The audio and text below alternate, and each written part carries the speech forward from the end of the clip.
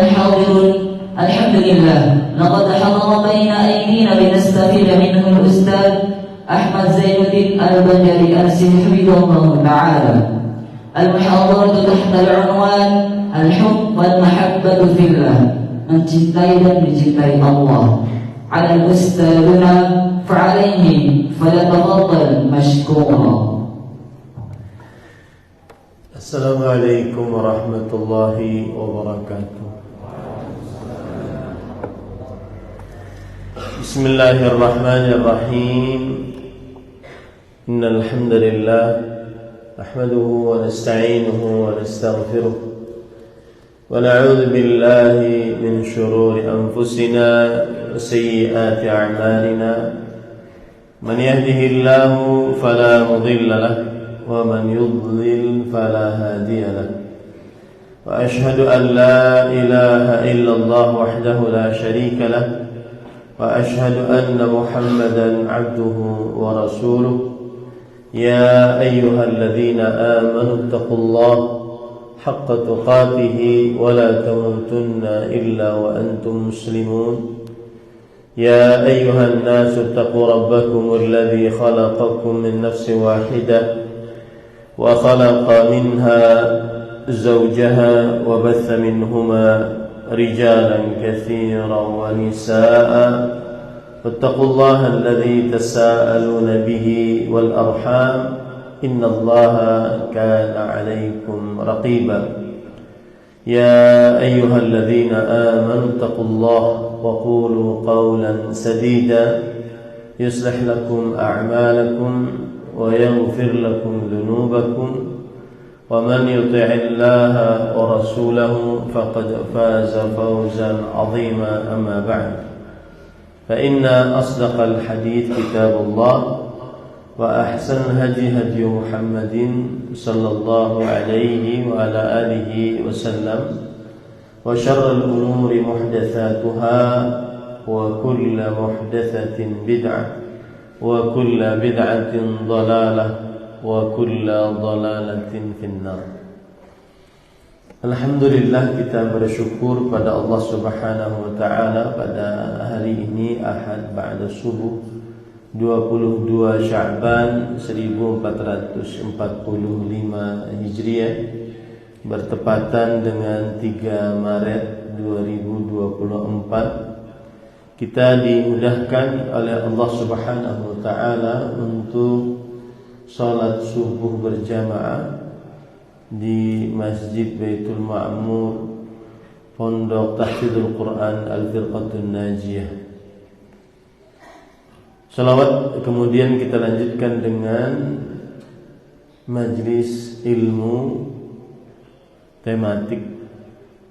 Salawat dan salam semoga selalu Allah berikan kepada Nabi kita Muhammad sallallahu alaihi wa ala alihi wasallam, pada keluarga beliau, para sahabat, serta orang-orang yang mengikuti beliau sampai hari kiamat kelak. Dengan nama-nama Allah yang husna dan sifat-sifatnya yang ulia, kita berdoa, Allahumma inna nas'aluka ilman nafi'an wa rizqan tayyiban wa amalan mutaqabbala. Allahumma amin. Ahibati talabah wal asatidzah, afanillah wa iyyakum, para santri sekalian dan para ustaz serta para hadirin kaum muslimin yang saya cintai karena Allah. Semoga Allah Subhanahu wa taala selalu memberikan afiat kepada kita di dunia dan di akhirat. Sebelum saya masuk kajian, tadi saya baru diberitahu kalau kajian subuh ini di sebuah pesantren Tahfidzul Quran Al-Firqatun Najiyah, Kerangan Ploso, Malang. Dan tema kita adalah tema yang berkaitan dengan orang-orang yang mungkin umurnya lebih tinggi, lebih cocok mendengarkan tema ini. Akan tetapi ala kulli, tema mencintai dan dicintai Allah Subhanahu wa taala ini adalah tema yang penting. Kemudian tadi saya berpikir, apalagi ini mendekati bulan Ramadan, kemudian saya di pondok tahfidzul Quran, langkah baiknya dan juga jamaah kebanyakan para santri, hanya sedikit jamaah luar. Alangkah baiknya saya berbicara tentang kedekatan seorang muslim dengan Al-Quran. Kemudian saya terfikir lagi perkataan Imam Ibn Qayyim Al-Jauziyah rahimahullah, dan juga perkataan Syekhul Islam Ibn Taimiyah rahimahullah ta'ala. Syekhul Islam berkata, a'malul qulub a'zam min a'malil jawarih, yang artinya amalan qalbu lebih agung daripada amalan lahiriah.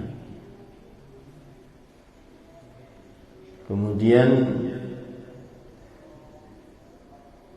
Imam Al-Qayyim rahimahullah ta'ala mengatakan, a'malul qulub hiyal asl wa a'malul jawarih tabi'ah wa mukammilah. Artinya amalan qalbu dialah sumber,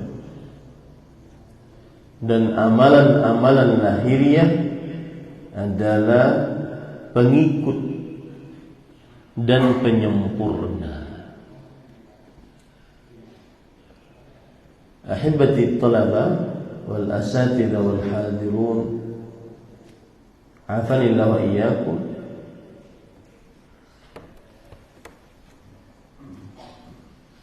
Kalau kita perhatikan perkataan beliau tadi, amalan qalbu adalah sumber dan amalan lahiriah adalah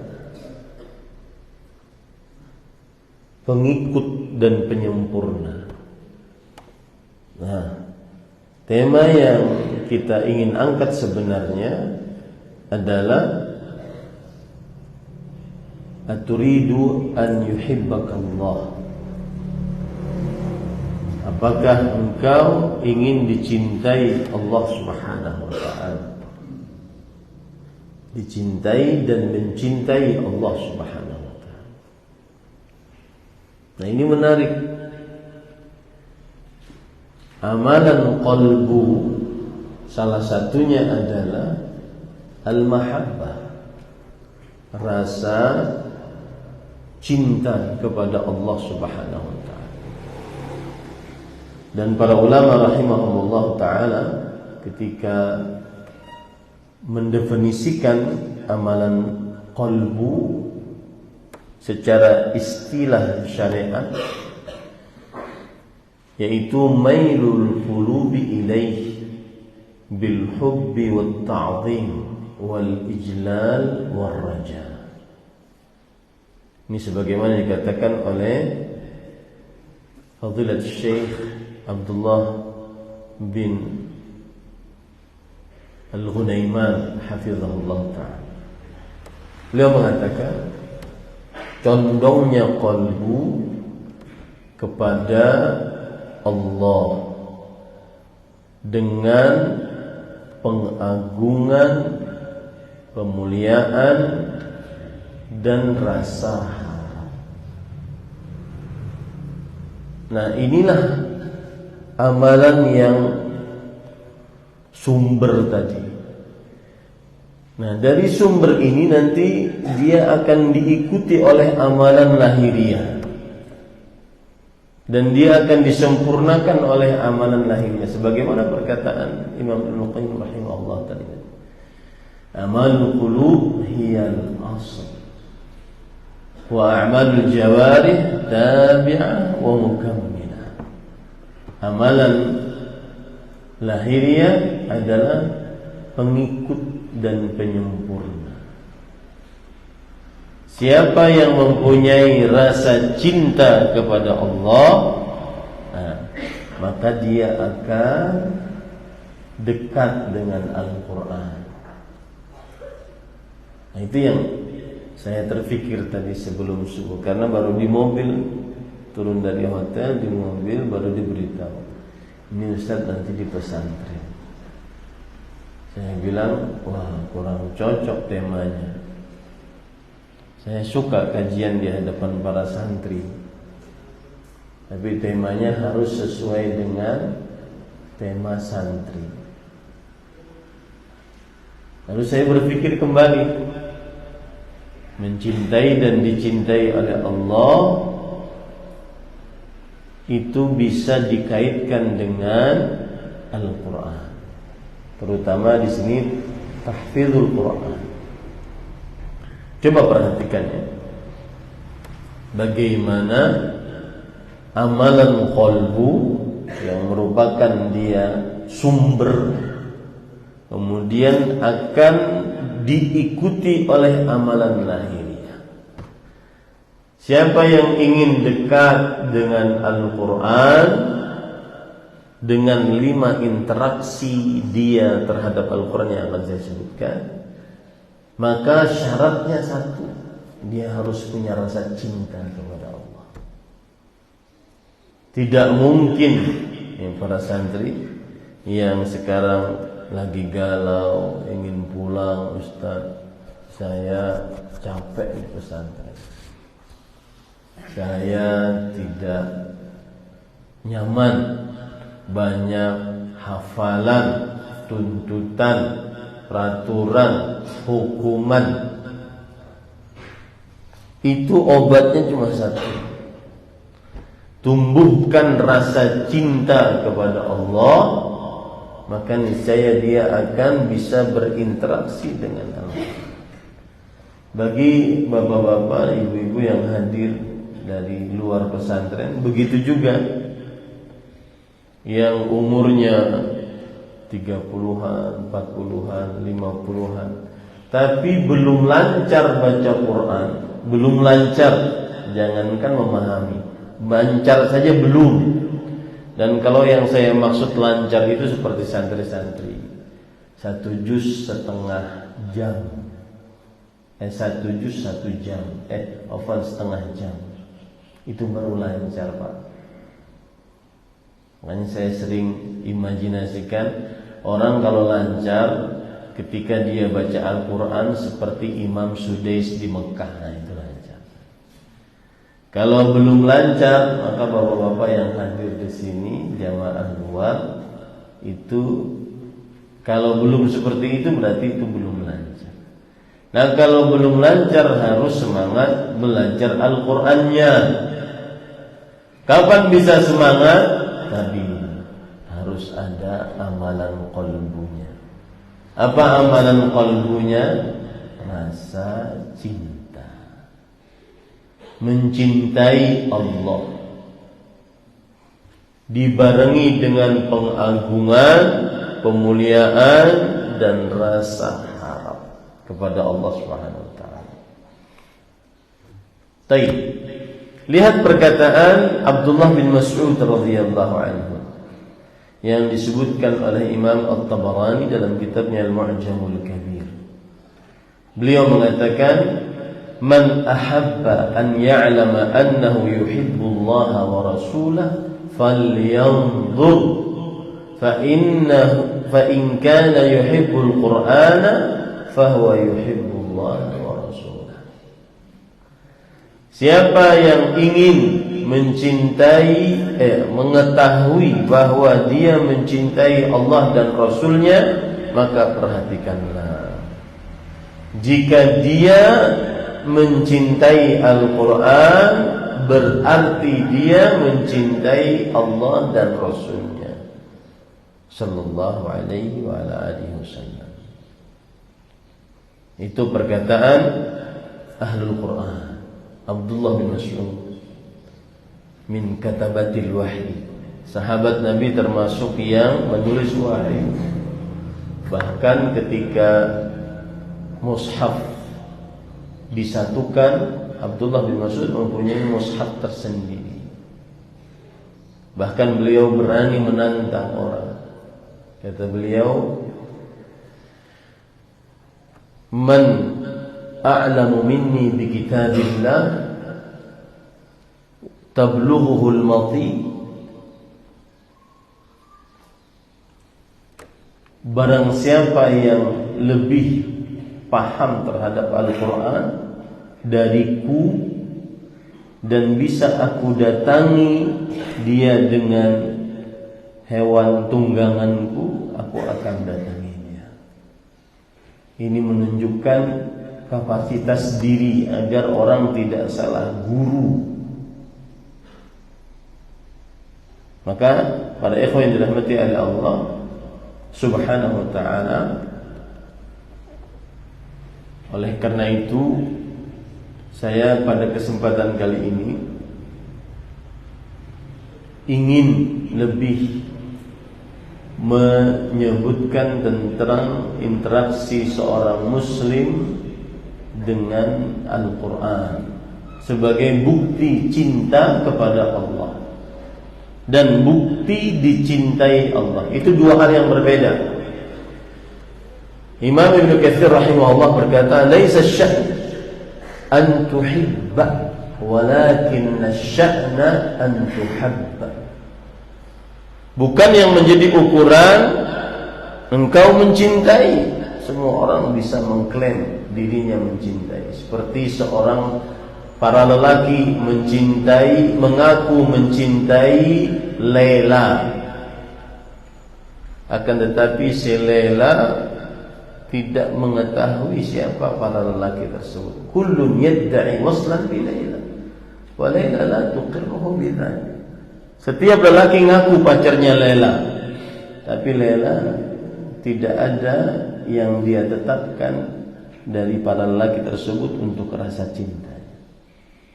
Jadi semua orang bisa ngaku cinta Allah, mencintai Allah, tetapi yang paling utama adalah dicintai oleh Allah Subhanahu wa ta'ala. Nah, salah satu tanda seseorang dicintai oleh Allah adalah tadi yang dikatakan oleh Abdullah bin Mas'ud. Lihat dirinya, lihat kedekatannya dengan Al-Quran. Nah, oleh karena itu temanya saya ganti, mencintai Allah menjadi mencintai Al-Quran. 5 interaksi seorang muslim dengan Al-Quran yang akan kita kupas pada pagi ini, mudah-mudahan waktunya cukup. Yang pertama, istima'ul Quran. Istima' al-Quran. Yang kedua, ta'allum wa ta'limul Quran. Yang pertama adalah mendengarkan Al-Quran. Yang kedua, mengajar dan belajar Al-Quran. Yang ketiga, membaca Al-Quran. Yang keempat, menghafal Al-Quran. Yang kelima, mengamalkan Al-Quran. Kita akan kupas satu-satu, mohon bersabar. Dan khusus santri, la ahada yanam fi majlisi. Ana la asmahu li ayyi talib yanamu fi majlisi. Fahimtum? Baik. Yang pertama, para ikhwan yang dirahmati oleh Allah Subhanahu wa taala, mendengar Al-Quran atau istima' Al-Quran. Agar seseorang semangat telinganya selalu mendengar Al-Quran, terutama kita di zaman yang hampir semua tempat kita mendengarkan musik. Musuh Al-Quran. Bahkan saat di dalam Syahrul Quran, saat di dalam bulan Ramadan, bulannya Al-Quran, malah banyak musik-musik yang diangkat, lagu-lagu bermusik yang diangkat saat bulan Ramadan. Beberapa tahun yang lalu ada lagu-lagu bermusik. Setiap kita masuk ke tempat pusat perbelanjaan, pasti lagu itu dinyalakan. Sampai-sampai saya istilahi dengan lagu kebangsaan Ramadan tahun itu. Kemana aja? Ya. Tidak ada pembacaan Al-Quran. Kapan seseorang semangat untuk mendengarkan telinganya Al-Quran? Ketika dia mencintai Allah. Itu tadi ya. Konsepnya tadi. Konsep berpikir antum tadi begitu. Bahwa a'malul qulub al-asl wa a'malul jawarih tabi'ah wa mukammilah. Amalan qalbu itu adalah sumber pokok, dan amalan lahiriah pengikut dan penyempurna. Ingin memiliki telinga yang selalu mendengar Al-Quran, suka mendengar Al-Quran, cintai Allah, karena dia adalah sumber pokok. Ingin selalu belajar dan mengajarkan Al-Quran, cintai Allah. Ingin selalu membaca Al-Quran, cintai Allah. Ingin menghafal Al-Quran, cintai Allah. Ingin mengamalkan Al-Quran, cintai Allah. Pokoknya cinta Allah, amalan qalbu adalah pokok, sumber. Amalan lahiriah pengikut dan penyempurnanya.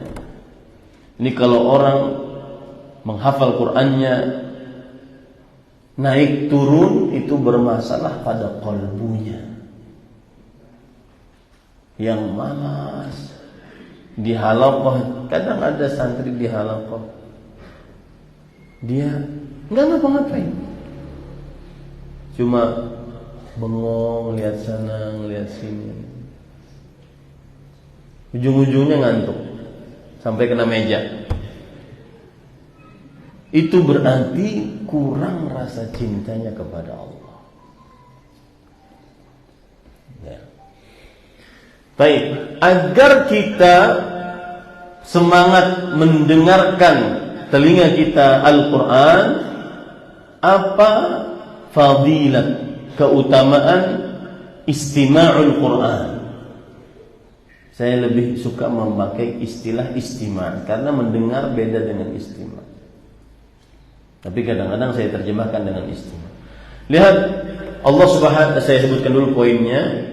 Mendengarkan Al-Quran, istima'ul Quran sababun li rahmatillahi azza wa jalla. Istima' Al-Quran penyebab datangnya rahmat Allah Subhanahu wa ta'ala. Allah berfirman dalam surat Al-A'raf ayat 204, "Wa idza quri'a al-Qur'anu fastami'u lahu wa ansitu la'allakum turhamun." Jika dibacakan Al-Quran, maka istima'lah kalian terhadapnya, dan insatlah kalian seluruhnya, agar kalian dirahmati seluruhnya. Para ikhwan yang dirahmati oleh Allah, ada seorang ulama salaf, Al-Laits bin Sa'd rahimahullah. Beliau berkata, sebagaimana disebutkan di dalam kitab Tafsir Al-Jami' li Ahkamil Quran, Tafsir Al-Qurtubi. Beliau mengatakan, "Mar-rahmah ila ahadin bi asra'a minha ila mustami'il Quran. Liqauli Allah jalla dzikruhu wa idza quri'a al-Qur'an fastami'u lahu wa ansitu la'allakum turhamun wa la'alla minallah wajibah." Yang artinya, tidaklah rahmat lebih cepat mengenai seseorang Tidaklah rahmat lebih cepat mengenai seseorang seperti seorang yang istima' terhadap Al-Quran. Artinya apa? Tidak ada amalan yang paling mendatangkan rahmat kepada seseorang yang paling cepat, paling segera seperti istima' Al-Quran. Dan orang kalau sudah dirahmati oleh Allah, maka niscaya hidupnya bahagia, nyaman, tentram, aman. Kemudian beliau mengatakan, karena Allah berfirman dalam surat Al-A'raf ayat 204 yang diakhiri dengan kata la'allakum turhamun. Dan ingat kata beliau ini kaidah, la'alla, jika itu datang dari Allah maka itu pasti adanya. La'allakum turhamun. Kalau kita terjemahkan dalam bahasa Indonesia, semoga kalian dirahmati oleh Allah. La'alla itu jika datang dari Allah maka pasti adanya. Seperti misalkan ayat tentang puasa, ya ayyuhalladzina amanu kutiba alaikumus shiyam kama kutiba alal ladzina min qablikum la'allakum tattaqun. La'alla idza kanat min Allah fahiya wajibah. Makanya Fadilat Syekh Abdul Rahman bin Nasir As-Sa'di rahimahullah mengatakan as-siyam min a'zami asbabit taqwa. Puasa adalah sebab yang paling terbesar untuk takwa. Pasti takwa. Yang puasa pasti takwa. Yang istima' terhadap Al-Quran pasti takwa. Ya. Yang istima' terhadap Al-Quran pasti takwa. Nah, ini yang membuat kita semangat, pasti mendapat rahmat maksud saya. Semangat mengistima' Al-Quran terhadap telinga kita. Di dalam ayat tadi Al-A'raf ayat 204 ada dua istilah. Idza quri'a al-Qur'anu fastami'u lahu. Istima'lah terhadapnya wa ansitu, dan insaflah. Apa makna istima' dan apa makna insaf? Disebutkan oleh Fadilat Syekh Abdul Rahman bin Nasir As-Sa'di rahimahullah ta'ala dalam kitab beliau Taysir Karimur Rahman fi Tafsir Kalamil Mannan. Beliau mengatakan wal farqu baina al-istima'i wal insat anna al-insat fi adh-dhahir bi tarki at-tahadduth aw al-ishtighal bima yushghilu an istima'i wa amma al-istima'u lahu fa huwa an yulqi sam'ahu wa yuhdi qalbahu yatadabbaru ma yasma'.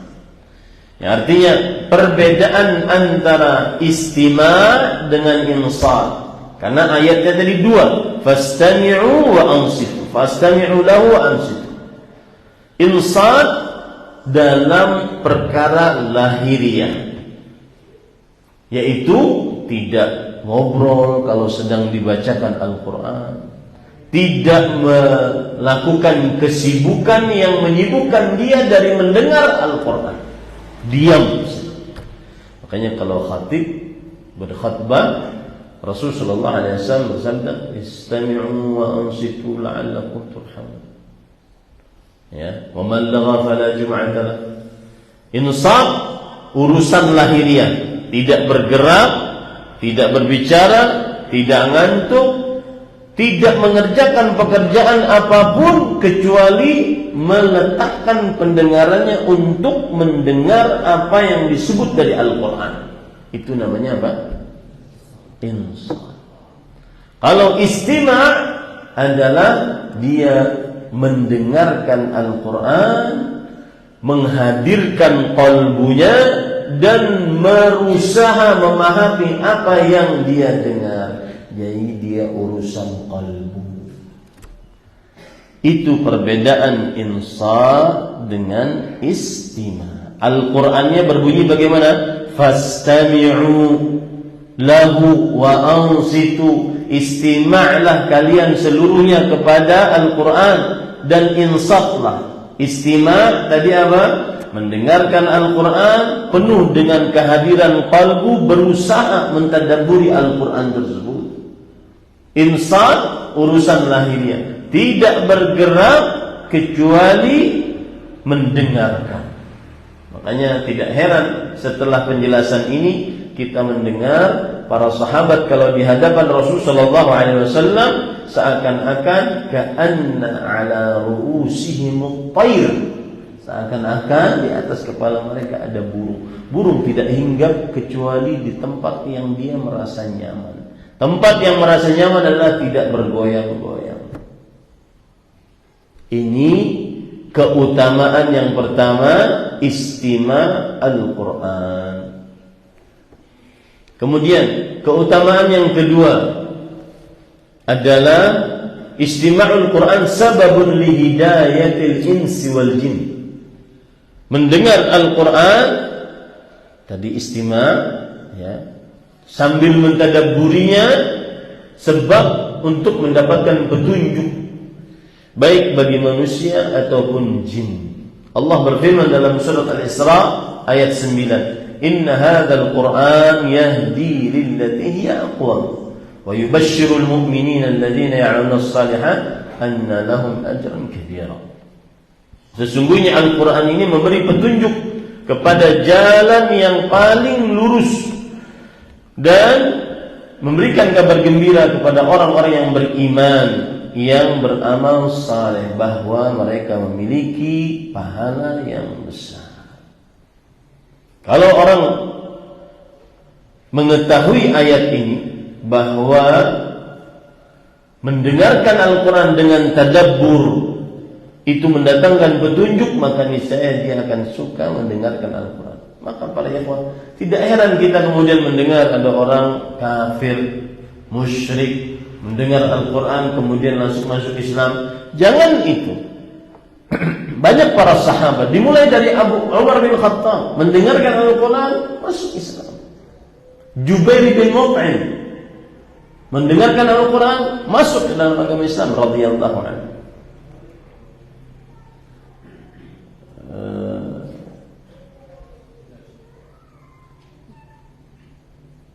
Banyak para sahabat Nabi radhiyallahu anhu yang masuk dalam agama Islam karena mendengarkan Al-Quran. Maka para ikhwan yang dirahmati oleh Allah Subhanahu wa taala, Allah juga berfirman dalam surah At-Taubah ayat 6, "Wa in ahadun minal musyrikin istajaraka fa'ajirhu hatta yasma'a kalam Allah." Jika salah seorang dari orang musyrik minta keamanan kepada engkau, maka berikan keamanan dia sampai dia mendengarkan Al-Quran. Mendengarkan Al-Quran adalah menenangkan qalbu untuk mendapat petunjuk.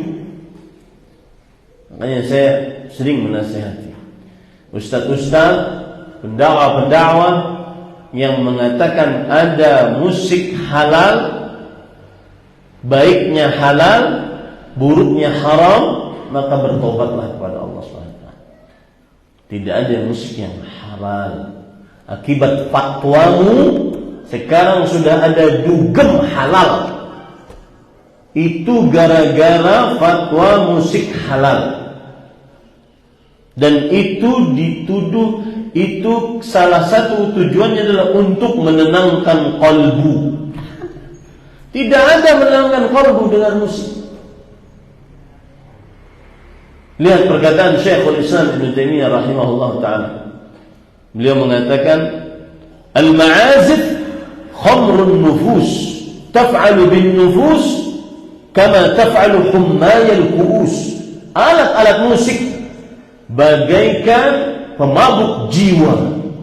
Dia berbuat kepada jiwa sebagaimana minuman yang memabukkan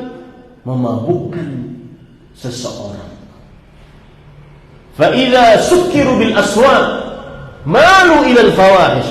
Kalau sudah terlena, termabukkan dengan musik, lihat kata-katanya, termabukkan dengan musik, nggak dapat petunjuk. Yang dengar musik tidak akan dapat petunjuk. Ingin dapat petunjuk, istima'lah kepada Al-Quran. Istima' artinya mendengarkan penuh seksama dengan penuh tadabbur terhadap Al-Quran tersebut. Saya nasihati dari mimbar ini, siapa saja yang mengatakan ada musik halal, maka bertobatlah kepada Allah. Gara-gara fatwamu, sekarang anak-anak muda ada dugem halal. Innalillahi wa inna ilaihi raji'un. Ini para ikhwan yang dirahmati oleh Allah Subhanahu wa taala. Kemudian yang ketiga, dan ini penting banget. Istima'ul Quran sababun li khushu'il qalbi wa buka'il 'ain. Istima' terhadap Al-Quran sebab khusyuknya kalbu dan berderainya air mata karena takut kepada Allah Subhanahu wa taala. Para ikhwan yang dirahmati oleh Allah Subhanahu wa taala, disebutkan dari Abdullah bin Mas'ud radhiyallahu anhu, Rasul sallallahu alaihi wasallam bersabda, "Iqra 'alayya." Wahai Abdullah bin Mas'ud, bacalah di hadapanku Al-Quran. Qultu aqra 'alayka wa 'alayka mizan. Wahai Rasulullah, aku membaca di hadapanmu padahal engkau diturunkan wahyu kepada engkau. Kemudian Rasulullah SAW bersabda, "Inni ashtahi an asma'u min ghairi." Aku suka mendengarkan Al-Quran dari selainku. Faqara'tu an-nisa hatta idza balagtu fa kaifa idza ji'na min kulli ummatin bi shahidin wa ji'na bika 'ala haula'i shahida. Lalu aku baca surat An-Nisa sampai kepada ayat surat An-Nisa ayat 41. Maka bagaimanakah jika didatangkan di setiap umat seorang saksi? Di sini Rasulullah SAW mentadabburi bahwa nanti ada umatnya, didatangkan beliau untuk umatnya. Wajibna bika 'ala haula'i syahida. Kami datangkan engkau sebagai saksi bagi umat tersebut. Lalu Rasul sallallahu alaihi wasallam bersabda, "Kuf atau amsik." Fara'aitu 'ainaihi tadrifan. Cukup wahai Abdullah bin Mas'ud, tahan. Maka kata Abdullah bin Mas'ud radhiyallahu anhu, aku melihat kedua matanya berlinang air mata. Hadis riwayat Bukhari dan yang lainnya. Para ikhwan yang dirahmati oleh Allah Subhanahu wa taala, dalam riwayat Muslim, fara'aitu dumu'ahu tasil. Aku melihat air matanya berlinang. Yang belum pernah menangis karena Allah, padahal Rasul sallallahu alaihi wasallam bersabda, "Ma massatin nar 'ainun bakat min khasyatillah."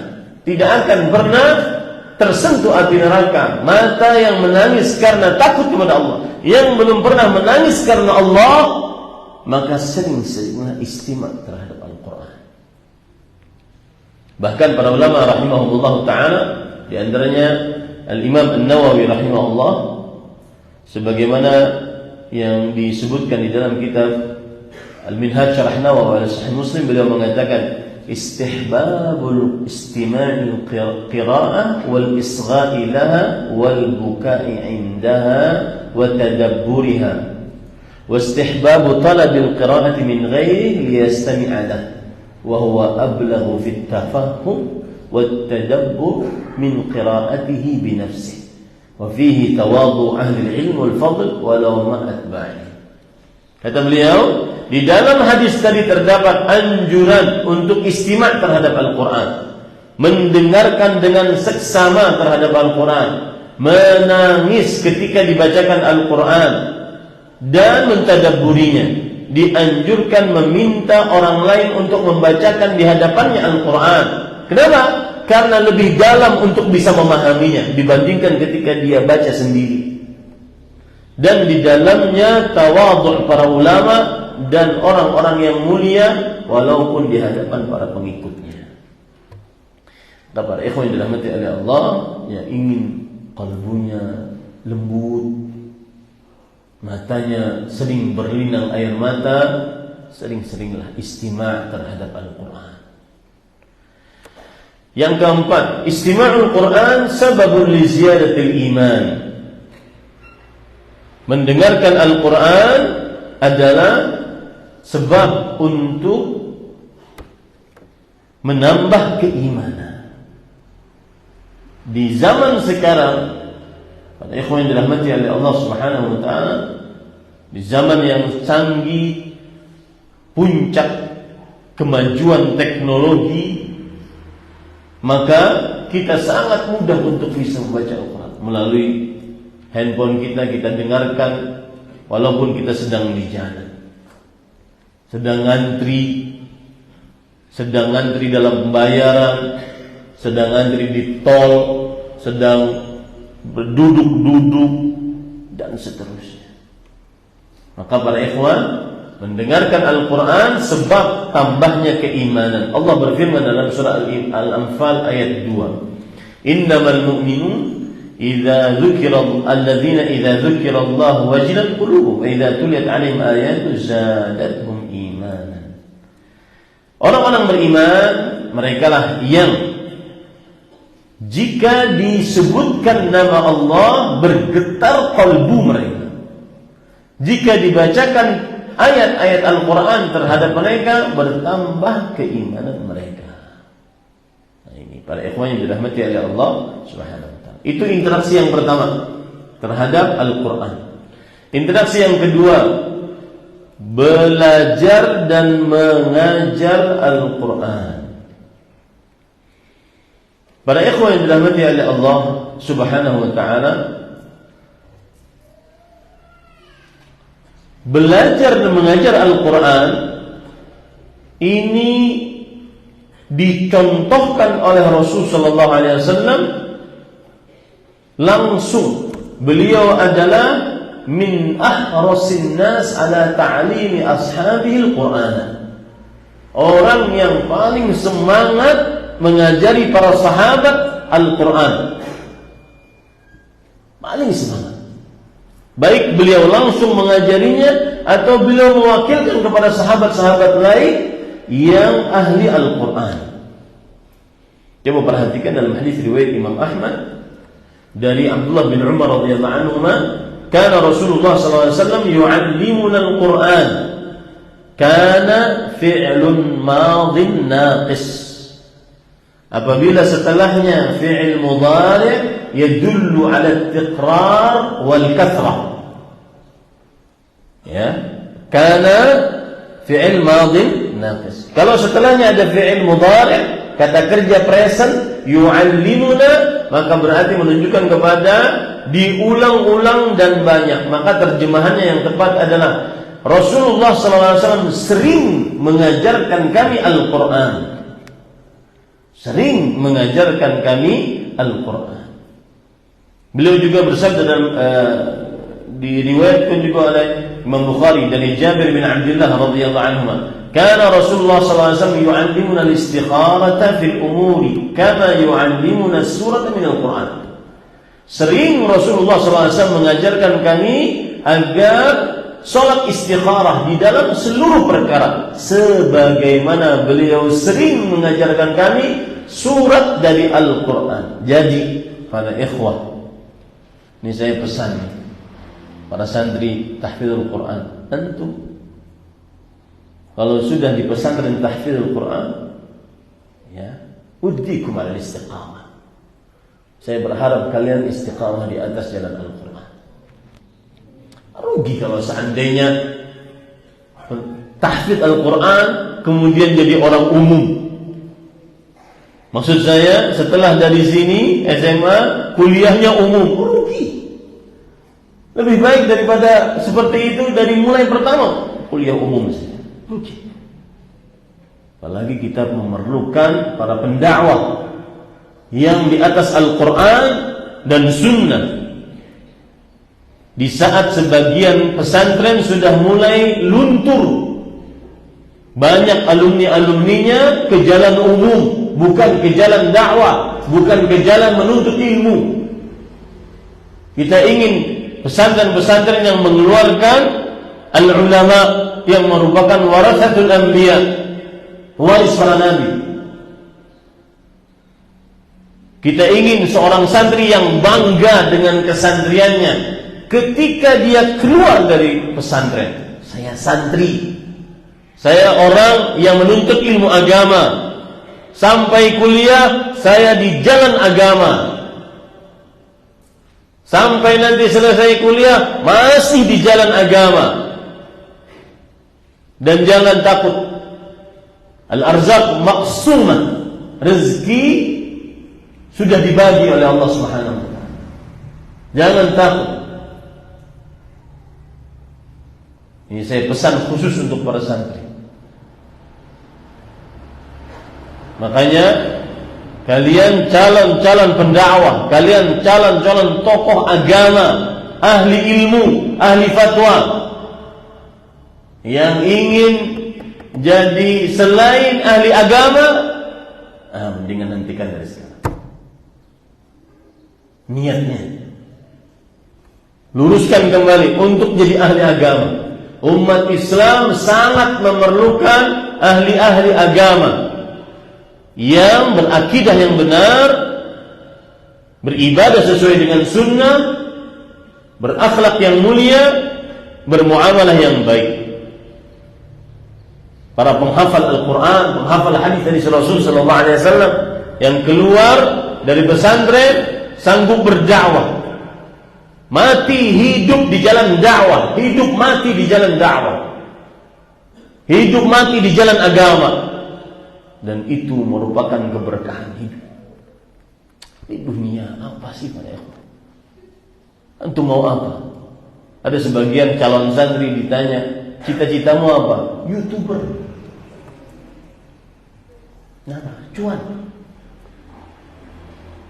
Sekarang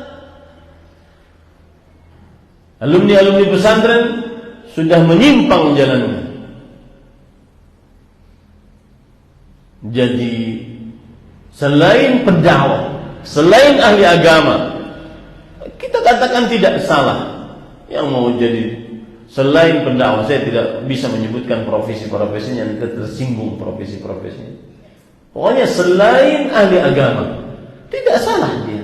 Tetapi kita umat Islam memerlukan ahli agama. Masa ada sebuah pesantren kadang-kadang 70% semuanya kok umum selain ahli agama. Ini gimana? Apa yang ditanamkan saat menjadi santri untuk santri-santri ini?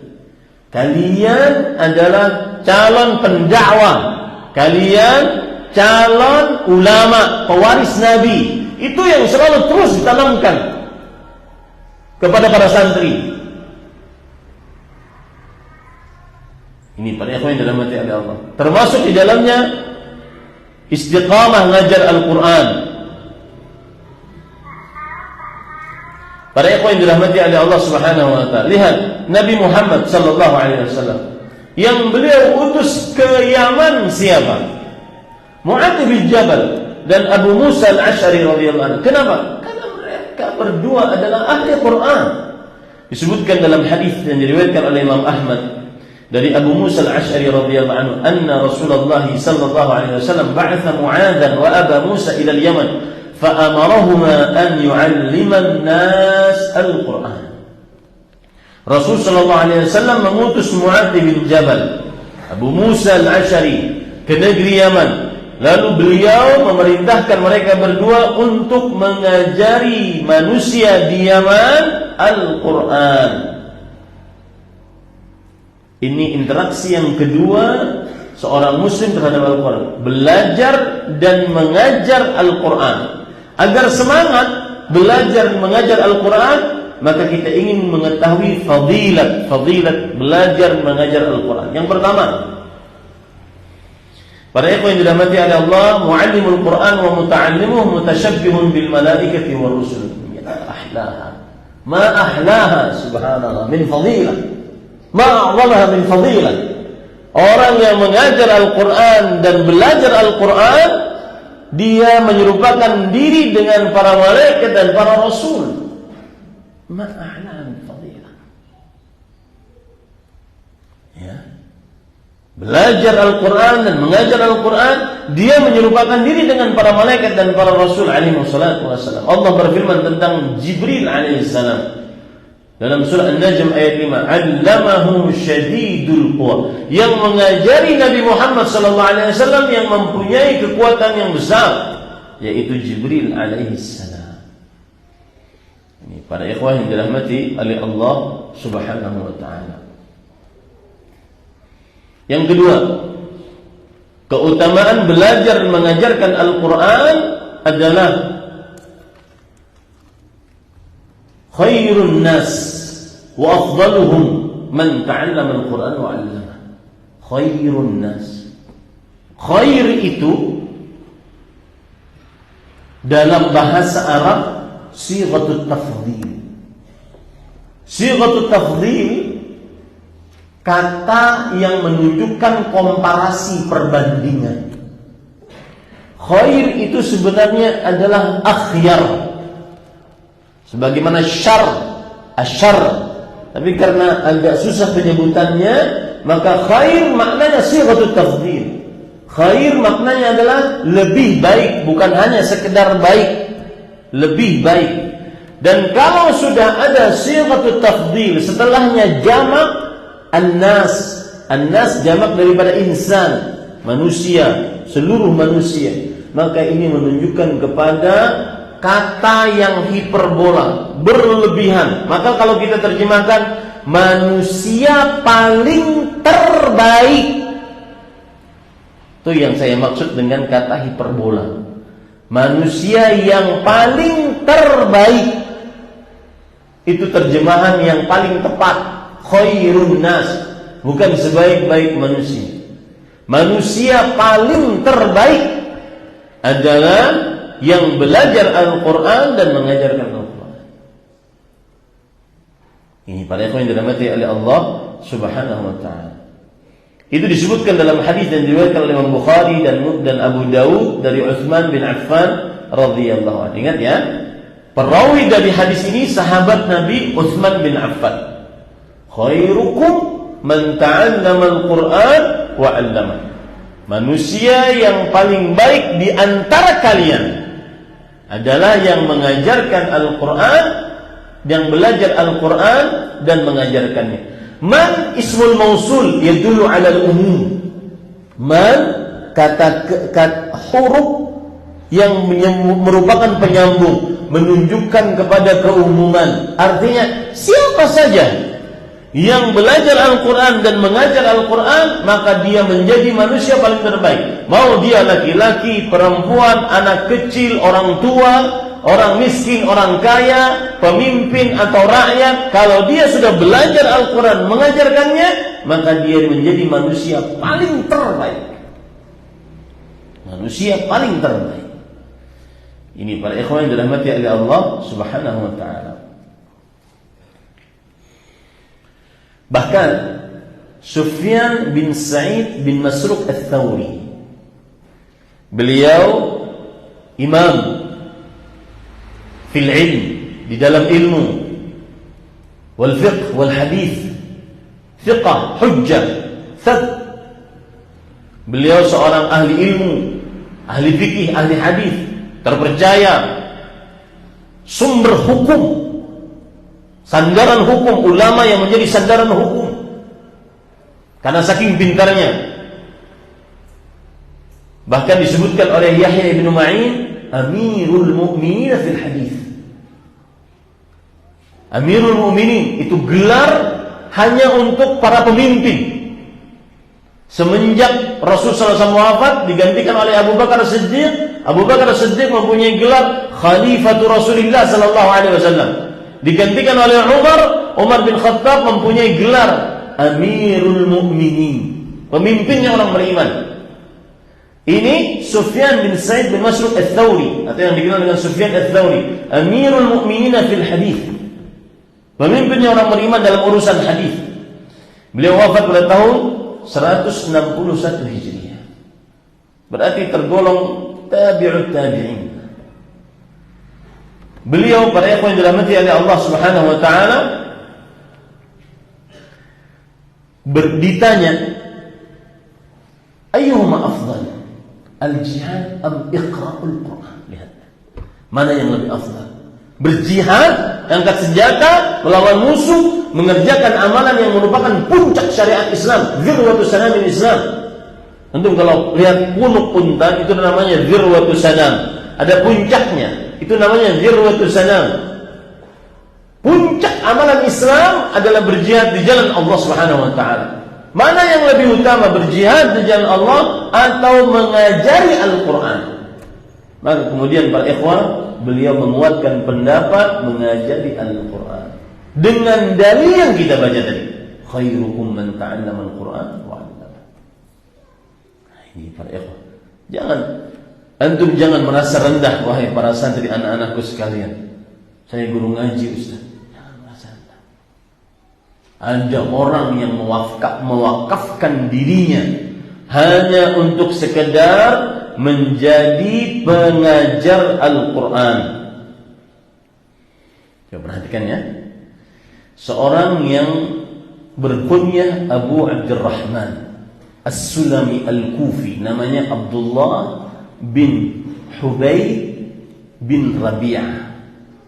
Beliau seorang tabi'i, lahir ketika Nabi Muhammad sallallahu alaihi wasallam masih hidup, tapi masih kecil. Beliau ahli baca Al-Quran. Apa yang beliau lakukan? Nih para santri, jangan merasa rendah menjadi guru TPQ, menjadi guru tahfidz. Lihat Abu Abdurrahman As-Sulami Al-Kufi.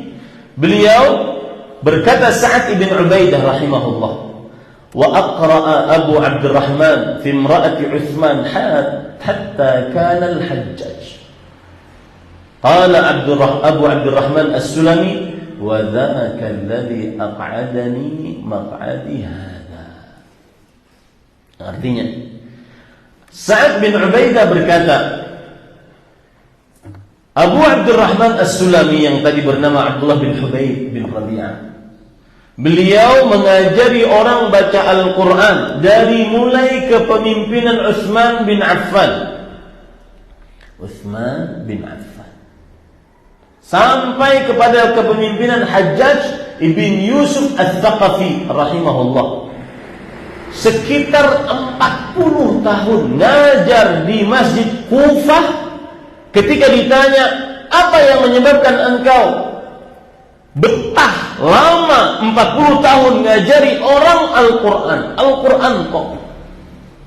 Saya punya guru, Pak. Pada ikhwan sekalian, guru Al-Quran saya ada 3. Yang pertama, guru saya di kampung namanya Abah Yusuf.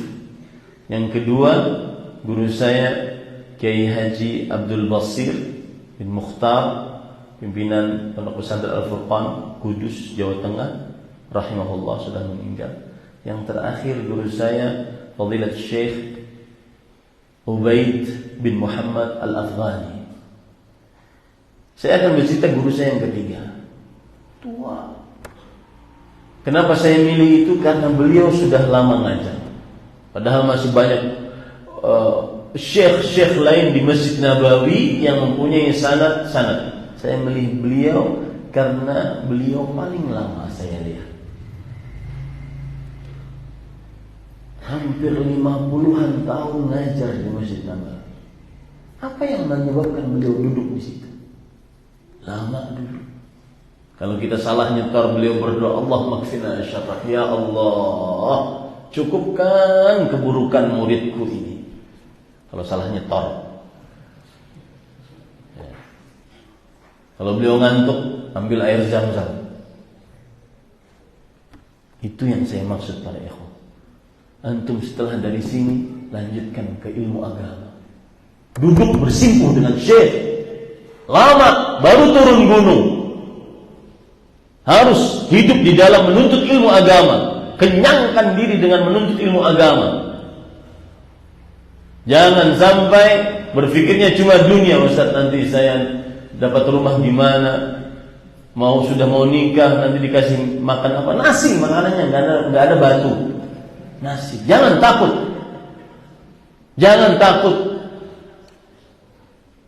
Ya, sebagian orang keluar dari jalan agama gara-gara hanya dunia. Ini saya kira tastabdiluna alladhi wa alladhi wa khair. Mengganti yang baik dengan yang lebih rendah. Dunia cuma sementara. Antum akan merasakan cuma Sekarang umur saya 46 tahun. Cuma seperempat lagi waktunya. Rasulullah sallallahu alaihi wasallam bersabda, "A'maru ummati ma baina 60 ila 70, wa aqalluhum man yajuzu dzalik." Umur umatku tidak lebih daripada 60 sampai 70 tahun. Sangat sedikit lebih daripada itu. Selesai. Apa yang akan dinikmati? Mau rumah megah, mobil mewah, harta bertumpuk ruah, tidak dibawa mati. Yang antum bawa mati pengajaran antum terhadap Al-Quran. Maka niatkan dari sekarang, saya ingin mewakafkan diri saya untuk berkhidmat terhadap Al-Quran, hidup dan mati. Ini para ikhwan yang dirahmati oleh Allah Subhanahu wa ta'ala. Itu kisah siapa tadi? Abu Abdurrahman As-Sulami Al-Kufi, Abdullah bin Hubayb bin Rabi'ah. Beliau wafat pada tahun 74 Hijriah. Ada kisah lagi, Al-Imam Al-Muqri' Nafi' bin Abdurrahman bin Abi Nu'aim Al-Madani, salah seorang dari ahli baca Al-Quran yang 7. Maka beliau disebutkan di dalam kitab Ma'rifatul Al-Qura' Al-Kibar yang ditulis oleh Imam Al-Zahabi rahimahullah, faqad aqra'a an-nasa dahran tawilan yazidu an 70 sana li'annahu mimman tala 'umruhu. La ilaha illallah ma ahlaha min al-hayah.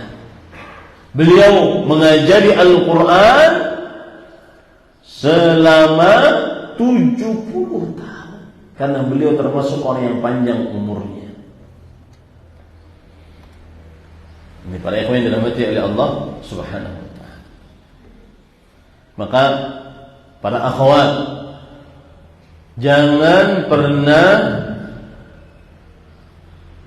merasa hina kalau menjadi ibu rumah tangga yang sukses mengajarkan Al-Quran kepada anak-anak. Saya punya pesantren putri.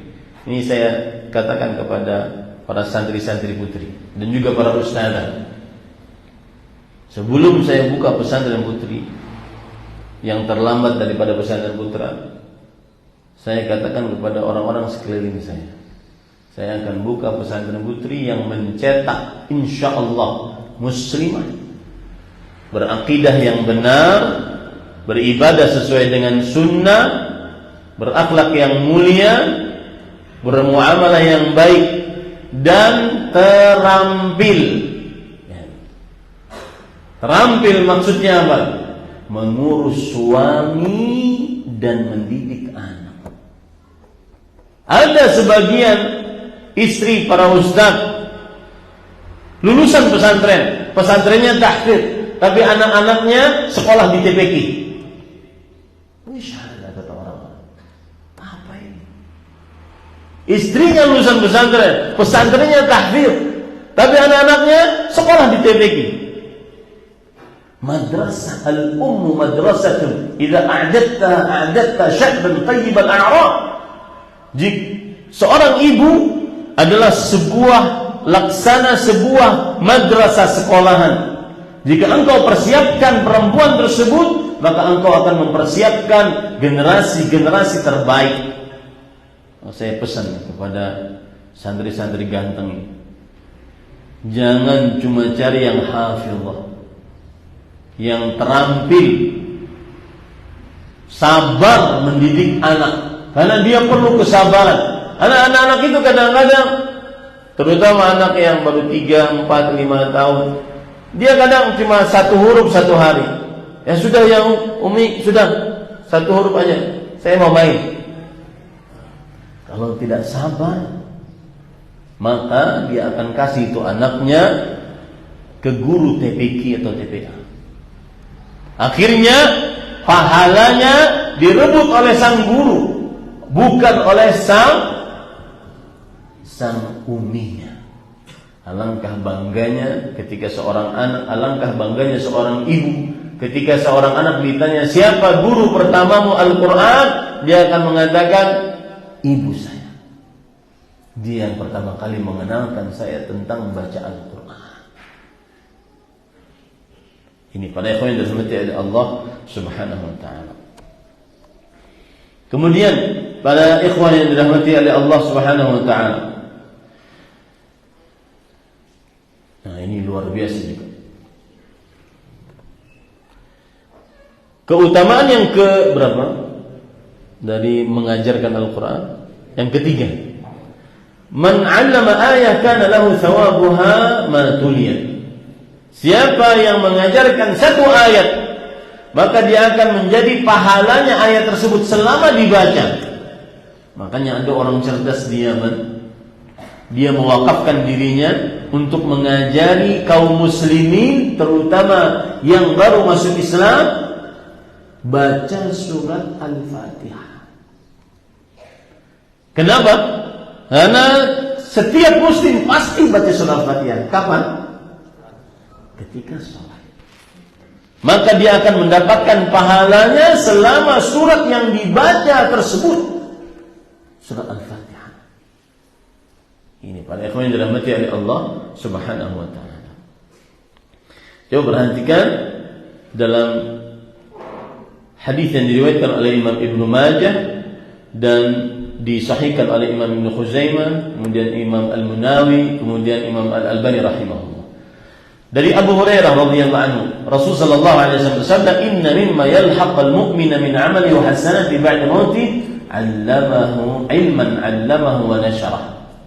Sesungguhnya yang pertama kali mendapati seorang beriman dari amalnya, dari pahala-pahala kebaikannya setelah kematiannya adalah ilmu yang dia ajarkan dan dia sebarkan. Ilmu yang dia ajarkan dan dia sebarkan. Dan afdhalul ilm Al-Quran. Ini para ikhwan yang dirahmati oleh Allah Subhanahu wa ta'ala. Kemudian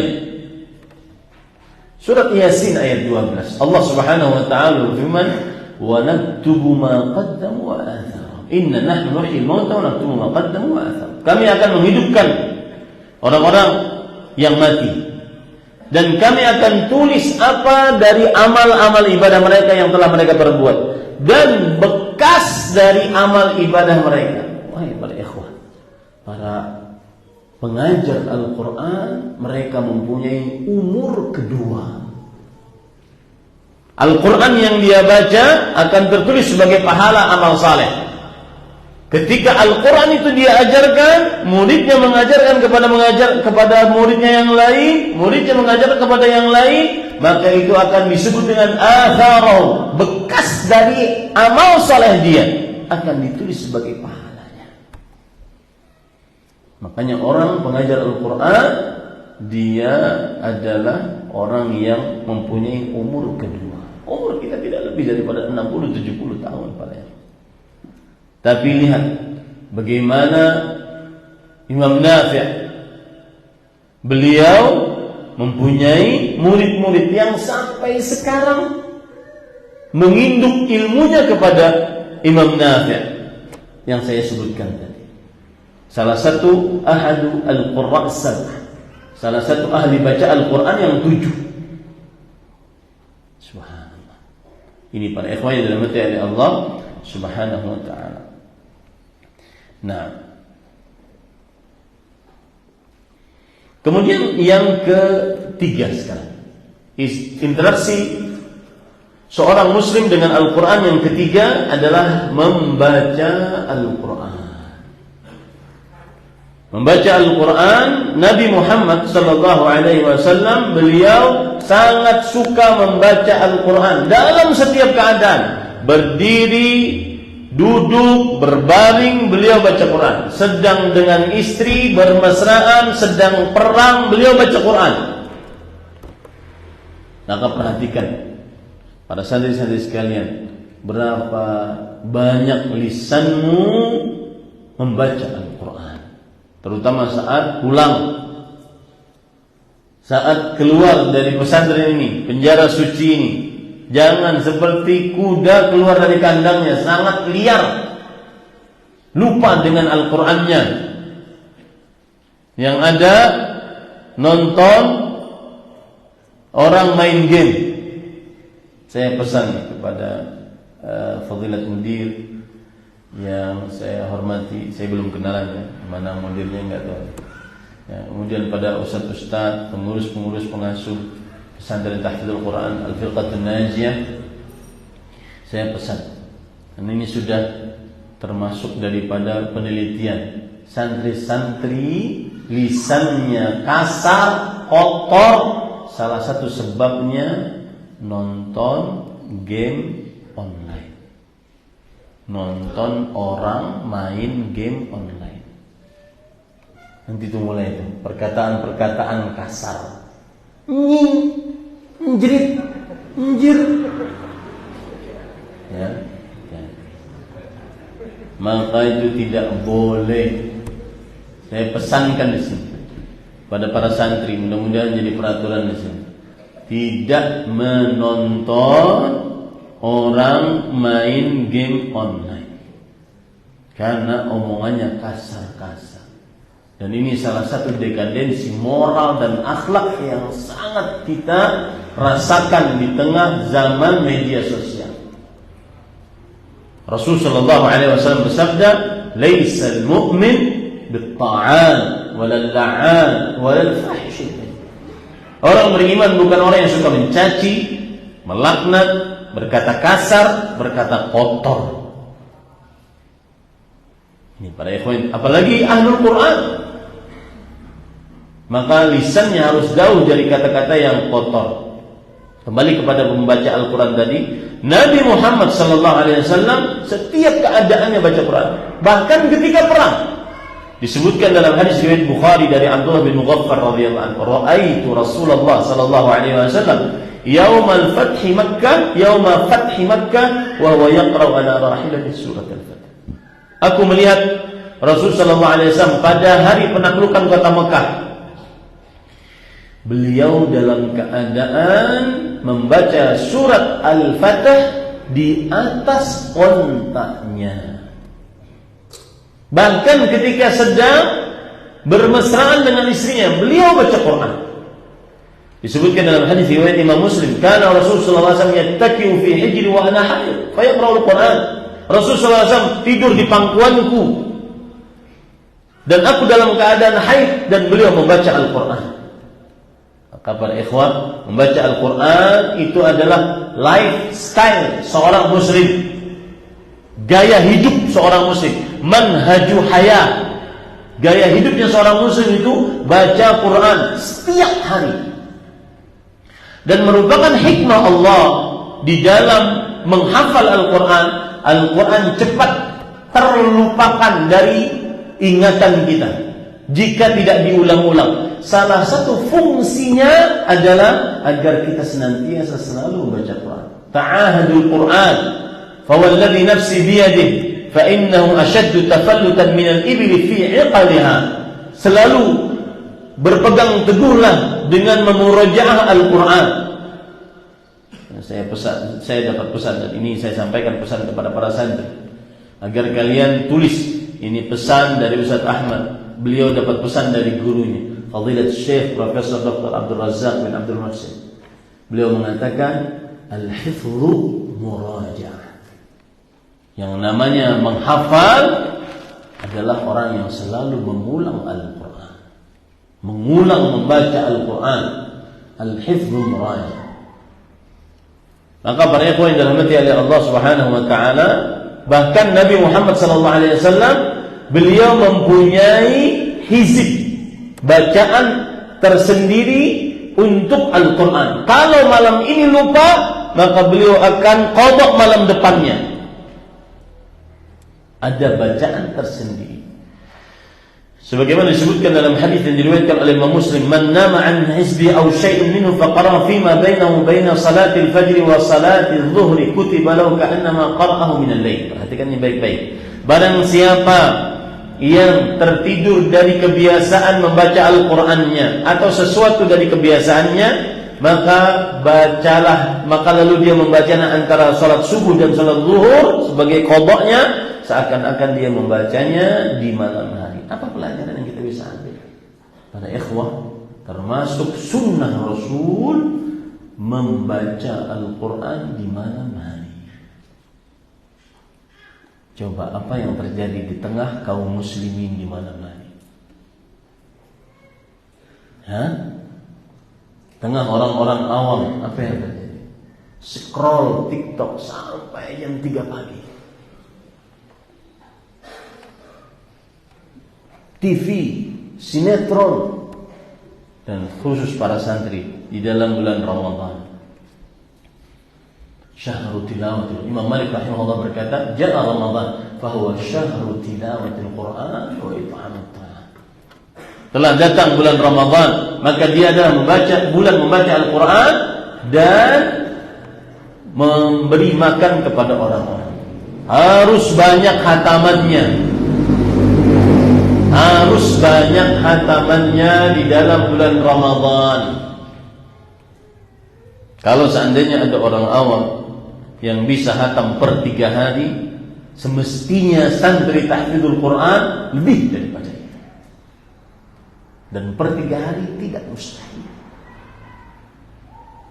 Antum ketika murajaah 1 juz cuma setengah jam.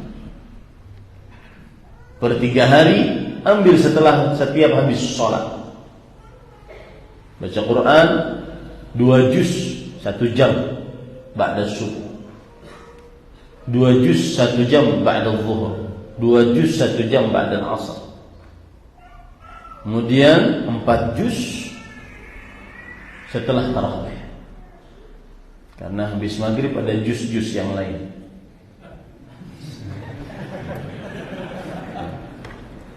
Habis tarawih 4 juz. 1 hari 10 juz. 3 hari hatam. Dan disebutkan oleh para ulama, di antaranya Al-Hafidh Ibn Rajab Al-Hambali dalam kitab Lataiful Ma'arif, dan juga Imam An-Nawawi dalam kitabnya Al-Adhkar, kana Syafi'i rahimahullah yakhtimul Qur'an fi Ramadan 60 khatmah. Imam Syafi'i rahimahullah menghatamkan Al-Quran di dalam bulan Ramadan 60 kali hatam. Berarti 1 harinya 2 kali hatam. Dan itu tidak mustahil. Itu bukan cerita superhero, Superman, Batman, Spiderman. Itu kisah nyata. Siapa yang tahu harga Al-Quran, dia tidak akan pernah lepas Al-Quran, terutama dalam bulan Ramadan. Kalau kita katakan tadi, orang yang wajar menghafalnya, lancar hafalannya, maka dia akan bisa membaca 1 juz setengah jam. Sekelas Imam Syafi'i rahimahullah mungkin 20 menit. Hitung saja. Pasti akan dapat, bahkan masih ada waktu istirahat 4 jam. Tidak mustahil itu cerita. Ini para ikhwan dalam hati Allah. Baik, sekarang apa keutamaan membaca Al-Quran? Yang pertama, at-tilawah tijaratun rabihah. Membaca Al-Quran adalah perniagaan yang tidak pernah merugi, pasti untung.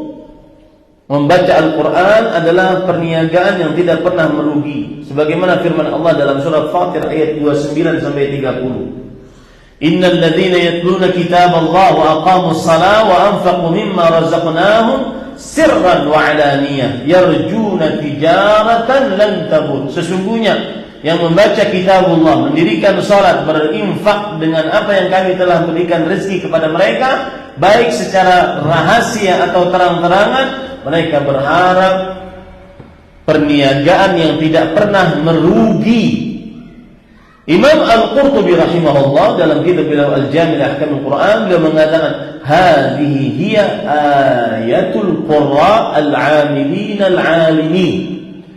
Ini adalah ayat orang yang ahli baca Al-Quran, yang mengilmui Al-Quran dan mengamalkannya. Kenapa membaca Al-Quran adalah perniagaan yang tidak pernah merugi? Kau perhatikan, yang pertama, 1 huruf dari Al-Quran senilai dengan 10 pahala kebaikan. Bismillahirrahmanirrahim, 19 huruf berarti dia mendapatkan 190 pahala kebaikan, karena bismillahirrahmanirrahim 19 huruf.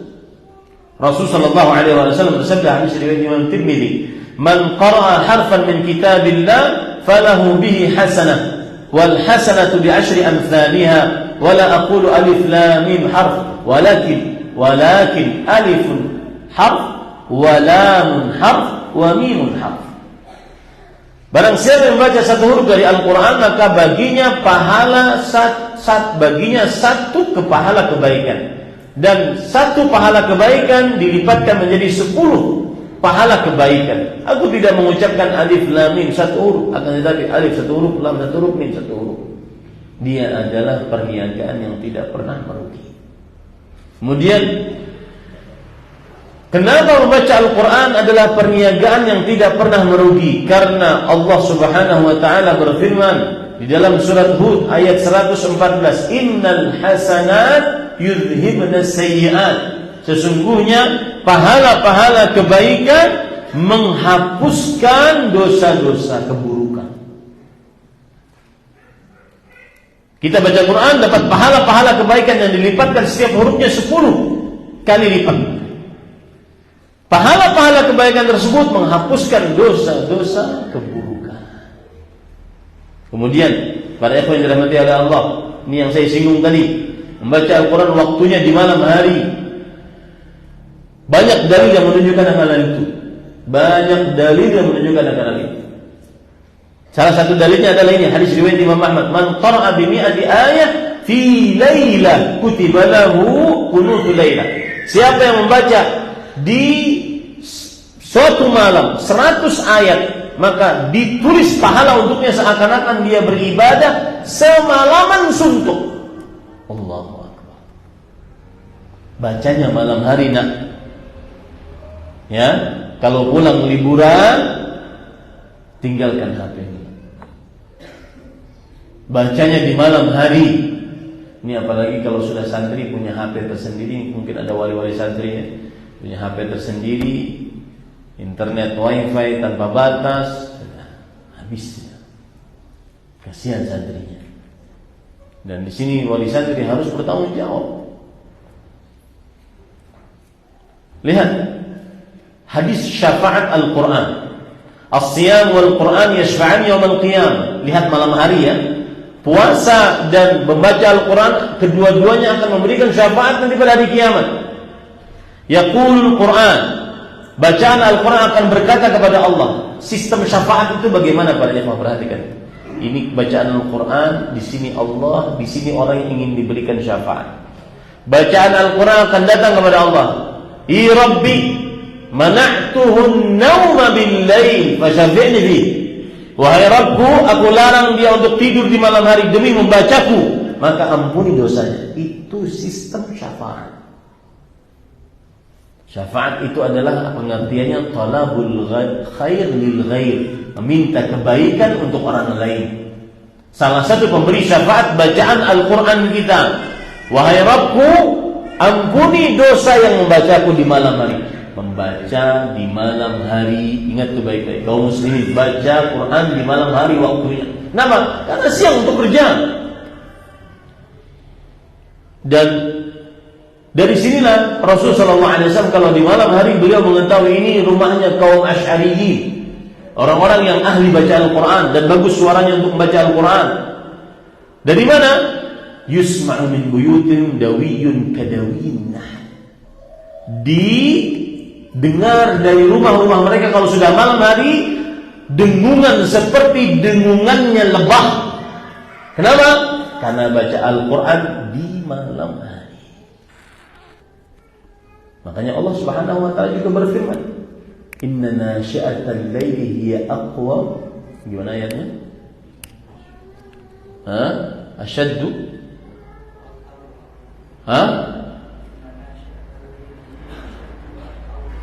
Inna nasyi'atal laili hiya asyaddu wata'an wa aqwa qila.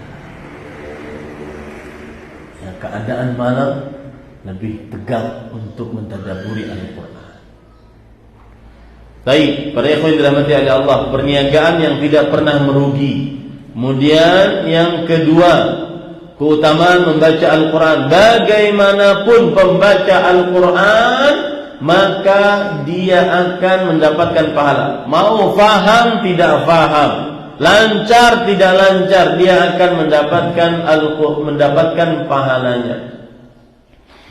Rasulullah SAW bersabda dalam hadis riwayat Imam Muslim dari Aisyah radhiyallahu anha, "Al-mahiru bil Qur'an ma'as safaratil kiramil bararah, walladhi yaqra'ul Qur'an wa yatata'ta'u fihi wa huwa 'alaihi syaq lahu ajran."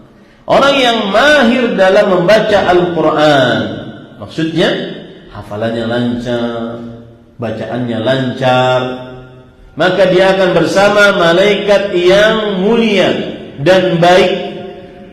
Sedangkan orang yang membacanya dan berat lisannya, baik hafalannya terbata-bata atau berat lisannya, maka dia akan mendapatkan dua pahala. Pahala membaca Al-Quran dan pahala usahanya. Jadi bagaimanapun orang membaca Al-Quran akan dapatkan pahala. Yang keempat, interaksi seorang muslim terhadap Al-Quran, yaitu menghafal Al-Quran.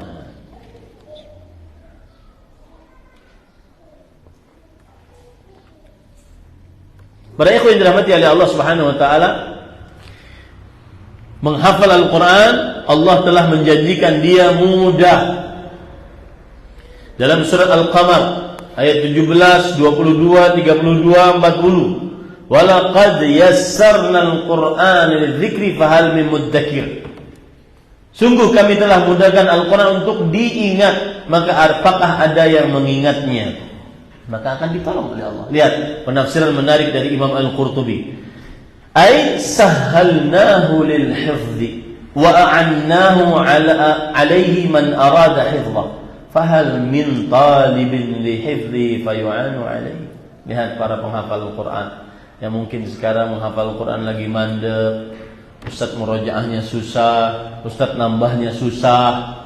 Ya, perhatikan.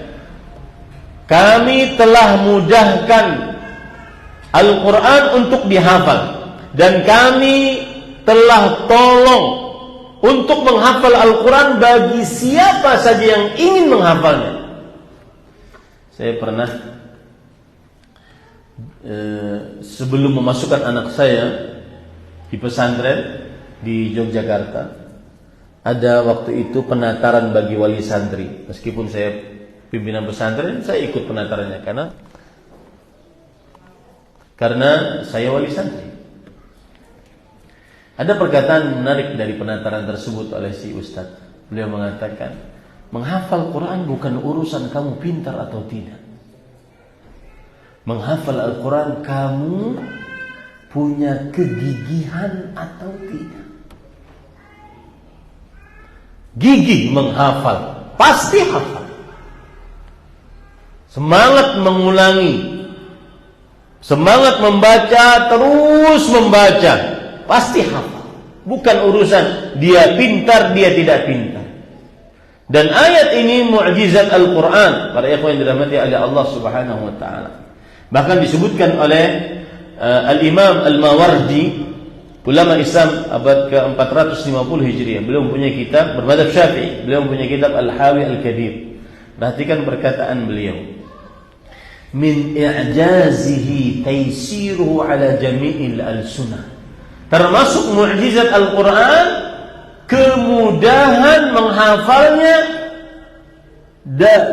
pada semua lisan, bukan hanya orang Arab. Hatta hafizahul a'jamiyul abkam, sampai orang yang benar-benar ajam, tidak tahu bahasa Arab sama sekali, dia bisa hafal Quran. Wala yuhfadhu ghairuhu minal kutubi kahifdhih. Tidak pernah ada kitab suci yang dihafal seperti Al-Quran. Wa ma dzaka illa bi khasa'is ilahiyyah faddalahu biha ala sa'ir kutubi. Itu tidak lain kecuali kekhususan dari Allah Subhanahu wa taala terhadap Al-Quran. Bahkan para ikhwan, ini perhatikan, santri-santri yang sekarang SMP, SMA, ya, maka sudah bagus antum memulai penuntutan ilmu agama antum dengan menghafal Al-Quran terlebih dahulu. Karena para ulama terdahulu seperti misalkan perkataan Imam An-Nawawi, ulama Islam abad ke-7 Hijriah bermadzhab Syafi'i, beliau berkata, kana salaf la yu'allimuna al-hadits wal fiqh illa liman yahfazul Quran. Ulama-ulama salaf, para sahabat, para tabi'in, para tabi'ut tabi'in yang terakhir meninggal yaitu Khalaf bin Khalifah Al-Abdi yang wafat pada tahun 257 Hijriah. Itu terakhir manusia terbaik meninggal. Setelahnya lebih buruk daripada sebelumnya. Beliau mengatakan, orang-orang terdahulu tidaklah mengajarkan hadis dan fikih kecuali bagi yang menghafal Al-Quran. Maka sudah bagus cara antum dahulu menghafal Al-Quran. Lihat lagi Imam Ibnu Jama'ah rahimahullah ta'ala, ulama Islam dari Mesir, abad ke-8 Hijriah. Beliau mempunyai kitab yang menarik tentang adab dalam menuntut ilmu, Tadhkiratus Sami' wal Mutakallim fi adabil alim wal muta'allim. Beliau mengatakan termasuk daripada adab pertama bagi penuntut ilmu an yabtadi'a bi kitabillahil aziz fayutqinuhu hifdhan wa yastahidu ala itqani tafsirih wa sa'iri ulumih fa innahu aslul ulum wa ummuha wa ahammuha. Memulai dengan membaca Al-Quran dan menghafalnya dengan selancar-lancarnya, berusaha untuk memahami tafsirnya dengan sebaik-baiknya dan seluruh ilmu-ilmu yang ada dalam Al-Quran. Sesungguhnya Al-Quran adalah pokok ilmu, sumber ilmu yang paling penting. Nah, saya ingin cerita ya. Ini cerita penting. Kita dulu kalau di Madinah suka berkunjung ke rumah-rumah syekh, karena di situ ada faedah menarik dari cerita-cerita syekh. Saya waktu itu beberapa kali diminta oleh panitia untuk menjadi tim melekat Fadilat Syekh Profesor Dr. Abdul Razak bin Abdul Muhsin, dan kami tahu persis bagaimana beliau dekatnya dengan Al-Quran. Suatu saat kita naik helikopter dari sebuah tempat ke sebuah tempat di Indonesia. Kemudian saya, Syekh, kemudian kawan di sini. Kata Syekh, saya ingin murajaah surat Yusuf. Saat naik, take off, baca surat Yusuf sampai landing. Persis pas landing selesai.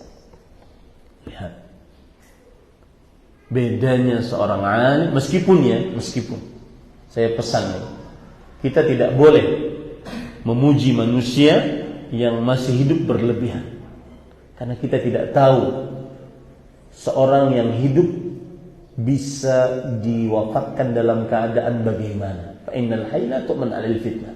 Makanya bukan kebiasaan ulama salaf memuji orang yang masih hidup. Bukan kebiasaan dalam dakwah sunnah memuji orang yang masih hidup, tapi ini hanya sekedar cerita. Karena orang yang masih hidup, maka seberapapun antum ngefans sama ustaz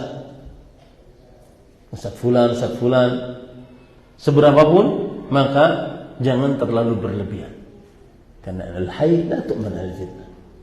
Yang masih hidup tidak aman dari fitnah ketika meninggal. Pernah kita juga naik mobil dari Pekanbaru, dari Sumatera Barat, Padang ke Pekanbaru. Beliau murajaah di belakang. Ada orang yang menunggu hafalan beliau di belakang, kita di depan.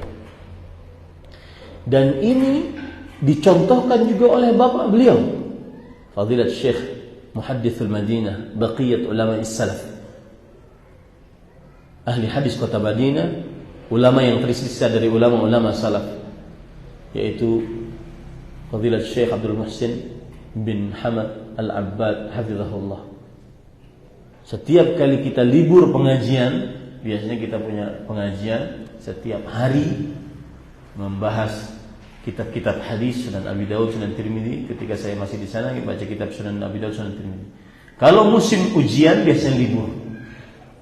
Kalau musim ujian di kampus libur. Beliau meliburkan majelisnya. Apa yang beliau lakukan? Beliau di saf pertama. Karena kita pun, kenapa kita tahu? Karena kita juga berusaha di saf pertama di Masjid Nabawi. Dan pasti di samping beliau ada orang yang baca Quran. Jadi hidupnya tidak jauh dari menghafal Al-Quran. Sebagaimana sudah saya katakan tadi, al-hifdhu muraja. Menghafal Al-Quran adalah muraja. Sekarang agar semangat menghafal Quran, saya minta waktu tambahan setengah jam ya, nggak apa-apa ya? Mana pengurus pesantren, nggak apa-apa ya? Maaf muskilah, nggak apa-apa. Kalau apa-apa saya hentikan sekarang. Sedikit saja tambahan sampai jam 7. Tidak ada pertanyaan ya. Menghafal Al-Quran, salah satu keutamaannya ulu darajatil huffaz, tingginya kedudukan orang-orang yang menghafal Al-Quran di dunia dan di akhirat. Salah satunya yang sangat menarik adalah, ya saya ambil satu aja biar meringkas, adalah kedudukan di akhirat. Kita tahu surga itu tingkatan-tingkatan. Rasulullah SAW bersabda, "Fil jannati mi'ata darajah. Inna fil jannati mi'ata darajah." Di surga itu ada 100 tingkatan. Ma baina kulli darajatain kama baina as-sama'i wal ardh. Antara satu derajat dengan derajat yang lain seperti antara langit dan bumi. Tinggi, dan langit bukan yang kita lihat sekarang. Allahu a'lam mana langit dunia. Bukan yang lihat kita sekarang. Itu hanya batas pandangan mata yang terbatas kita saja. Bukan langit yang dimaksud dalam hadis tersebut. Kemudian dengan pengetahuan kita surga bertingkat-tingkat, maka para penghafal Al-Quran kedudukannya di dalam surga adalah sesuai dengan banyaknya hafalan dia dari Al-Quran. Lihat dalam hadis riwayat Imam Abu Dawud dari Abdullah bin Amr bin As radhiyallahu anhu, Rasulullah SAW bersabda, "Yuqalu li sahibil Quran." Dikatakan kepada sahibul Quran. Dan di sini para ulama di antaranya Imam Al-Albani rahimahullah mengatakan sahibul Quran yang dimaksud adalah para penghafal Al-Quran. Lebih khusus dibandingkan hanya sekedar membaca. Iqra wartaqi, bacalah dan naiklah. Wartaqi, naiklah. Is'ad, naiklah. Warattil kama kunta turattil fid dunya. Bacalah dengan tartil sebagaimana engkau membacanya saat di dunia. Tartil maksudnya la tasta'jil fi qira'atik. Jangan tergesa-gesa dalam membacanya. Fa inna manzilaka 'inda akhir ayatin taqra'uha. Kedudukanmu di surga saat akhir ayat yang engkau baca. Berapa banyak hafalan dia, seperti itulah dia akan mendapatkan kedudukannya yang tinggi di dalam surga. Ada faedah menarik para ikhwan yang dirahmati oleh Allah Subhanahu wa taala. Saya bacakan faedah dari Imam At-Tibi rahimahullah. Imam At-Tibi ini sering dinukil perkataannya oleh Imam An-Nawawi, oleh Al-Hafidh Ibnu Hajar dalam kitab Fathul Bari. Imam At-Tibi berkata, lihat ya, ini bagi yang 30 juz hafal Al-Quran, bergembiralah dan jagalah hafalannya. Bergembiralah dan jagalah hafalannya. Beliau mengatakan, inna taraqqiya yakunu daiman. Itu peningkatannya akan terus terjadi, terus menerus ditingkatkan, tidak pernah berhenti ditingkatkan. Kenapa? Fakama anna qira'atahu fi halil ikhtitam istad'at al-iftitah alladhi la inqita'a lah. Kalau kita sudah murojaah Al-Quran sampai An-Nas, bukankah kita ngulang lagi? Kemudian terus lagi sampai An-Nas lagi, bukankah kita ngulang lagi? Betul begitu? Tidak akan berhenti. Begitulah yang terjadi nanti di akhirat. Kadzalika hadhil qira'ah wat taraqqi fil manazil allati la tatanaha. Begitulah nanti di akhirat, bacaan itu tidak akan pernah selesai. Yang menghafal Quran 30 juz maka dia akan terus kembali. Ketika terus kembali terus dinaikkan. Hafal habis lagi dengan kenaikan-kenaikannya terus kembali lagi. Paham enggak ceritanya? Paham yang saya maksud? Paham? Apa yang antum pahami? Siapa yang bisa? Yang mau menjawab saya kasih 100.000. Apa yang antum pahami dari kisah ini? Nah, santri. Ya Allah. Ajibu.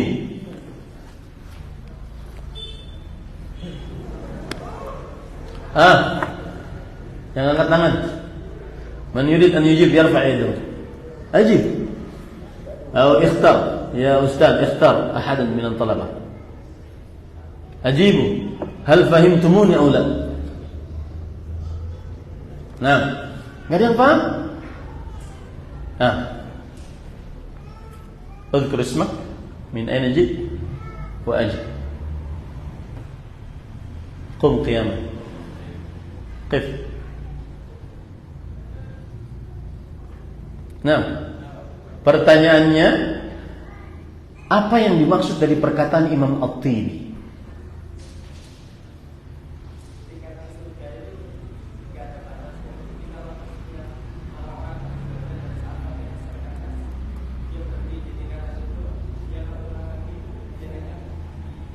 Setiap ayat dia akan ditinggikan, tinggikan.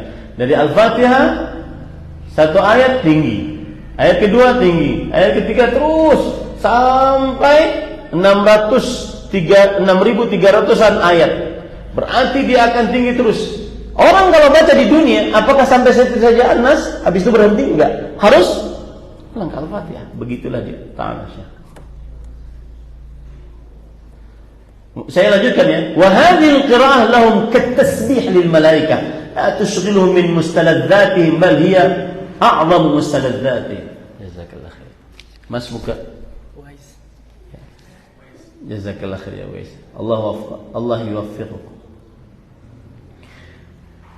Bacaan ini bagi penghuni surga, saya pesan ya, mungkin ini kebiasaan di pesantren sini, tapi saya agak kurang setuju sependapat, dan tidak mengapa, ini kan nasihatnya. Lebih baik kalau salaman tangannya diangkat, tangan ustadznya diangkat. Boleh diem tapi diangkat. Saya beri contoh, antum coba. Nah, jangan ininya nunduk. Saya pernah ya pada ikhwah, ini kejadian menarik. Ada fadilat syekh,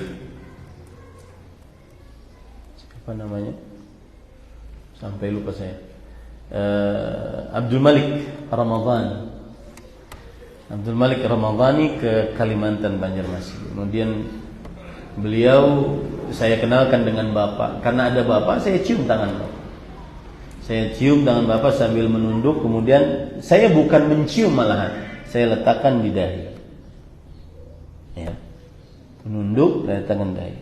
Sudah kegiatan selesai, beliau pulang kota Madinah. Sepekan, 2 pekan, beliau WA saya pakai suara.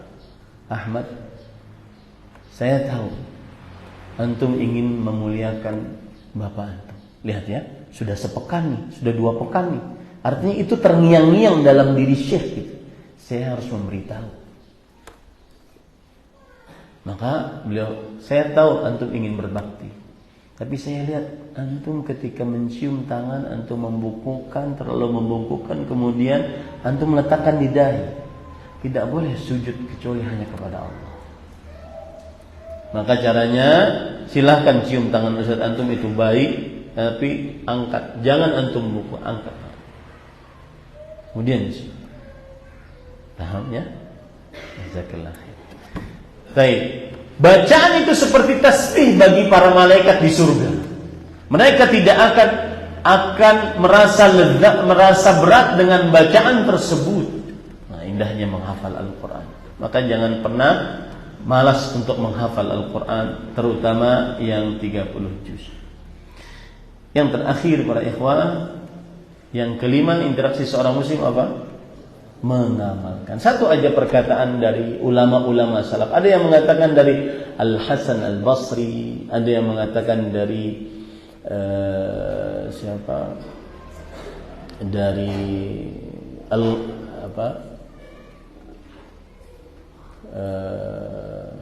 Abidul Haramain Al-Fudail bin Iyad, ada yang mengatakan perkataan itu dari mereka berdua. Perkataannya begini: Innallaha anzala al-Qur'an liyu'mala bih fattakhadha an-nasu qira'atahu 'amalan. Allah menurunkan Al-Qur'an itu untuk diamalkan, sebagai petunjuk untuk diamalkan. Tapi sayangnya orang-orang sekarang menjadikan bacaannya sebagai amalan. Menjadikan bacaannya sebagai amalan. Saya ulangi, Allah menurunkan Al-Quran untuk apa?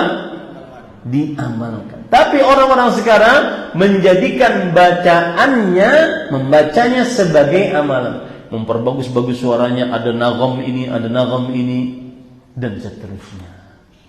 Padahal Al-Quran diturunkan untuk dipelajari, kemudian jadi petunjuk sehingga bisa diamalkan. Nah, itu saja.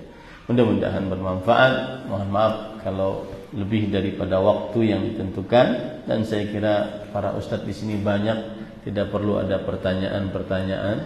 Nanti tanya kepada para ustadz yang ada. Ya, saya berdoa kepada Allah Subhanahu Wa Taala semoga para santri diberkahi oleh Allah untuk menghafal Al-Quran dan mempelajari ilmu-ilmu agama di pesantren ini. Dan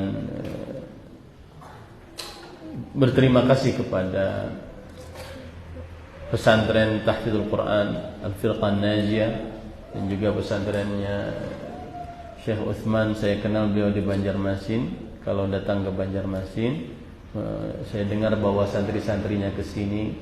Mudah-mudahan semuanya dalam keadaan diterima amal ibadahnya oleh Allah Subhanahu wa taala.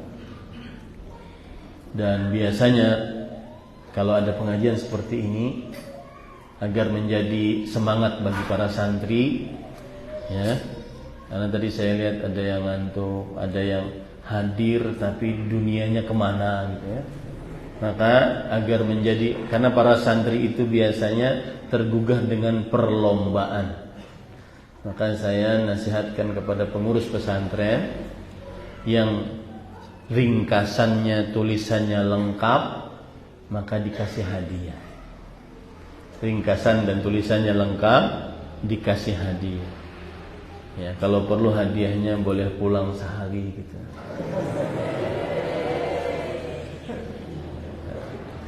Ya. Baik, ini yang bisa disampaikan, apa yang baik dari Allah SWT. Karena yakhtalif alladhi yahtam walladhi la yahtam. La yastawi alladhina ya'lamun walladhina la ya'lamun.